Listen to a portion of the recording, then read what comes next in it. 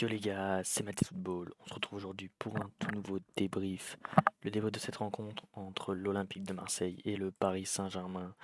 Victoire finale 3 buts à 0 du Paris Saint-Germain avec un but, donc même le doublé de Kylian Mbappé, donc avec un but à la 25e minute et un autre à la 55e minute et un but de Lionel Messi à la 29e minute. Au niveau des stats, on a tiré 19 fois en ne cadrant seulement 6 fois et Paris a tiré 12 fois pour cadrer 7 fois. On a eu la possession, on a eu un plus grand nombre de passes. Mais ce que je retiens, c'est que Paris nous a roulé dessus. On n'a pas été au niveau. Voilà, on n'a vraiment pas été au niveau. Pourtant, sur les stats limites, on est presque au-dessus d'eux. Mais voilà, beaucoup trop de déchets techniques, beaucoup trop de fautes. Un match pas assez maîtrisé. Voilà, il n'y a pas grand-chose à dire. On s'est fait rouler dessus. En défense comme en attaque. En attaque, on a été fébrile. On a été capable de presque rien proposer par certaines séquences. Et en défense, de se faire rouler dessus par le duo Mbappé-Messi. Donc ça fait très très mal. Au classement, on a de la chance parce que Monaco perd 3-0 à Nice, donc ne passe pas devant nous. Et Lens fait match nul, donc ne passe pas devant nous non plus. On a donc 2 points d'avance sur Monaco et Lens, et seulement 8 points, enfin beaucoup du coup. On a 8 points de retard donc sur le Paris Saint-Germain. Au niveau des compositions d'équipe, les mecs, on a eu Paul Lopez dans les buts, qui a sorti ce qu'il avait à sortir. Ce qu'il pouvait pas sortir, bah, il n'a pas réussi à le sortir, bien évidemment. Les frappes de Kylian Mbappé, elles sont imparables. La frappe de Messi, elle l'est aussi. Donc voilà, pas grand-chose à dire sur Paolo Lopez. La défense, Bailly, Balerdi, Kolasinac. Celui qu'on attendait le plus au rendez-vous, c'est Eric Bailly. Ça a été le plus mauvais des trois, en manque de rythme, en manque de match, en manque de temps de jeu. On sait que pour lever son option d'achat, il fallait qu'il joue un certain nombre de matchs. Apparemment, il devrait même pas être levé. Voilà, Bailly qui est blessé trop souvent, et là, qui a eu 7 matchs de suspension, donc qui a même pas pu jouer pendant plus d'un mois. Il n'a quasi pas joué depuis le début de saison. Et puis défensivement, c'est beaucoup trop fébrile. Balerdi qui a pas fait un mauvais match, Kolasinac de même, les deux qui n'ont pas forcément fait un mauvais match, même si en défense, voilà, il y avait beaucoup trop de trous béants. On avait ensuite le duo, voilà, Nuno Tavares et d'un côté et Malinowski de l'autre, même si je crois que c'était plus under. Donc Nuno Tavares côté droit ou côté gauche et under de l'autre côté. Les deux, pareil, qui n'ont pas apporté grand-chose. Nuno Tavares, beaucoup de déchets techniques, qui n'arrivait pas à passer en un contre un Nuno Mendes. Donc ça a été très très compliqué pour lui. Le duo Rongier-Verretou qui n'a pas proposé grand-chose non plus, qui était beaucoup plus en défense qu'en attaque. L'équipe qui n'arrivait pas à se projeter. Un Guendouzi très discret aussi. Et un Sanchez voilà, qui multipliait les appels, mais qui n'arrivait pas à faire de différence. Marseille, dans sa globalité, n'arrivait pas à faire de différence.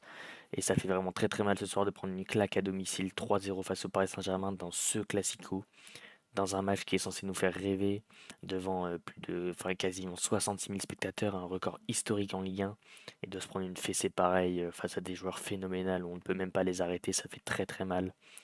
Du côté des entrants, voilà, on a un Jonathan Klaus qui a rien apporté, et les entrants qui sont rentrés à 10 minutes de la fin, Zdinouna, Vitor, Vitinha et Dimitri Payet.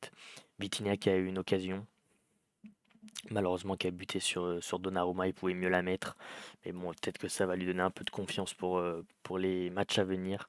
Je pense qu'il va falloir se concentrer maintenant sur le quart de finale de Coupe de France face à Annecy. Voilà, parce que cette défaite fait très très mal. Du côté parisien, on a eu la super prestation de Donnarumma, vraiment qui a été irréprochable, impossible à passer. Voilà, une tête de Sanchez qui a été parfaitement arrêtée par Donnarumma. Voilà, il a plongé nos espoirs à néant, il a réussi à tout arrêter. Malheureusement, pareil à la fin sur Vitinha qui aurait pu redonner peut-être un peu d'espoir ou même juste sauver l'honneur. Malheureusement, il la sort encore une fois. Donc ça a fait très très mal. Une grosse pensée à Kimpembe quand même, les mecs, voilà, qui est sorti dès le début de match sur une accélération. Ça serait peut-être le tendon d'Achille, il se tenait la cuisse en sortant, on sait pas trop, on se pose beaucoup de questions. Donc quand même, force à lui, faut pas oublier que c'est un international français avant tout, avant d'être parisien. Donc quand même, grosse force à lui, bonne récupération. Ramos et Marquinhos qui ont été irréprochables. Voilà, Marquinhos et Ramos qui ont formé une charnière impeccable ce soir. Voilà, après, même si on a eu des joueurs assez inoffensifs en attaque, eux, ils ont su faire le taf en défense pour pas faire n'importe quoi. Nuno Mendes qui a fait un match extraordinaire, Mukele qui a fait un super match, voilà, deux pistons contre nos deux autres pistons à nous. Ils se sont fait complètement manger les mecs sur ce match. Fabien Ruiz, Vitinha, Verratti qui ont composé le milieu de terrain nous ont éteints. Ils ont éteint Rongier, Verretou techniquement les mecs. Il y avait tellement un bagage physique au-dessus de nous ce soir que c'était inimaginable. Et bien sûr le duo Mbappé-Messi. Que dire de ces deux-là? Que dire, voilà, à part que c'est des extraterrestres qui ne viennent pas de cette planète, c'est pas possible les gars. Quand tu peux combiner à ce point-là, en étant seulement deux contre peut-être des fois cinq Marseillais, c'est juste impossible. Ces mecs-là ne viennent pas de la planète Terre, quoi. À un moment, c'est oufissime. Mbappé à 24 ans, qui est déjà à 200 buts avec le Paris Saint-Germain, qui égale Edinson Cavani. C'est juste incroyable pour lui, quoi. Enfin, c'est fou de se dire que ce mec-là est inarrêtable.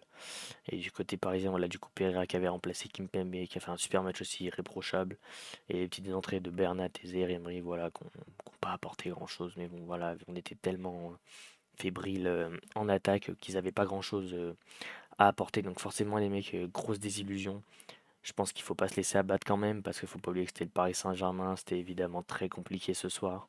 Il faut se recentrer sur le quart de finale qui arrive face à Annecy pour se qualifier pour les demi, pour aller chercher cette Coupe de France. Parce que ce trophée est encore atteignable. Alors que ce soir, peut-être que le titre, on peut plus ou moins lui dire adieu. Voilà, ça va être très compliqué de revenir avec 8 points de retard sur le Paris Saint-Germain. Heureusement, Monaco perd. Heureusement, Lens fait match nul. Ça nous garde en vie, les mecs. Ça nous garde en vie. Donc voilà, ça nous garde en vie pour cette Ligue 1, au moins essayer d'arracher la deuxième place pour cette année et revenir plus fort les années suivantes, mais surtout garder cette deuxième place jusqu'à la fin de la saison et aller chercher cette demi-finale en Coupe de France. Donc comme d'habitude les mecs, si la vidéo vous a plu, je vous invite à liker pour le référencement, ça fait extrêmement plaisir et ça soutient la chaîne. À vous abonner en activant la cloche de notification pour être au courant de tous les débriefs qui sortent sur la chaîne YouTube. À commenter en me donnant vos tops et vos flops. Sur ce, c'était Mathis Football. Ciao l'équipe.